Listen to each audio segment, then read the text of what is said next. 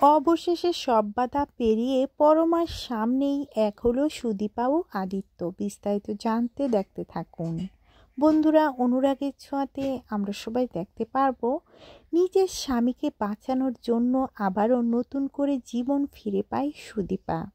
একে আদিত্যের সামনে গুন্ডারা এসে দাঁড়ায়। আদিত্যকে বলে, তুই বেশি বেড়ে গিয়েছিস, তোকে আবার চিরতরে শেষ করে দিব।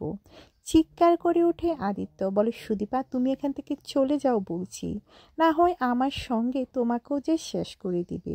এদিকে সুদীপা নিজের স্বামীর এমন কঠিন অবস্থা দেখে কোনোভাবেই যে চুপ থাকতে পারে না, কোনোভাবেই চোরের মতো এখান থেকে পালিয়ে যেতে পারে না। তাই তো সুদীপা গাড়ি থেকে নেমে যায়, নিজের স্বামীকে বাঁচানোর জন্য গুন্ডাদের সঙ্গে লড়াই শুরু করে দেয়। লাঠিপিটা করে গুন্ডাদের সামনে থেকে পিছনে সরিয়ে নেয় সুদীপা। এই সমস্ত কিছু দেখে চমকে যায় আদিত্য।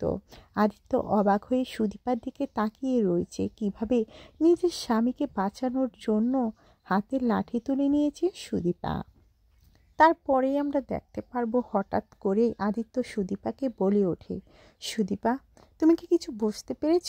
তুমি যে সুস্থ হয়ে গিয়েছ আমাকে বাঁচাতে যেয়ে, যেটা দেখে তো সুদীপাও পুরো চমকে যায়। অন্যদিকে রুটি অন্য একটি গাড়িতে করে ছুটে আসে, এসে দেখতে পায় সুদীপা ও আদিত্যকে।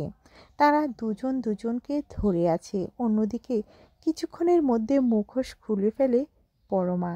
দেখতে পায় চৌধুরী পরিবারের সদস্যরা এসেছে গুন্ডা সেজে আদিত্যকে মারার জন্য। প্ল্যান করে এসেছে যাতে করে সুদীপা সুস্থ হয়ে যায় নিজের স্বামীকে বাঁচাতে যেয়ে। তারপরে গায়ত্রী মনে মনে বলে, তোরা যে একই মায়ের পেটের দু বোন, এবার সময় এসেছে সত্যিটা জানানোর। তোদের দুজনকেই সমস্ত সত্যিটা আমি জানাবো। সুদীপাকে বাড়িতে নিয়ে আসে।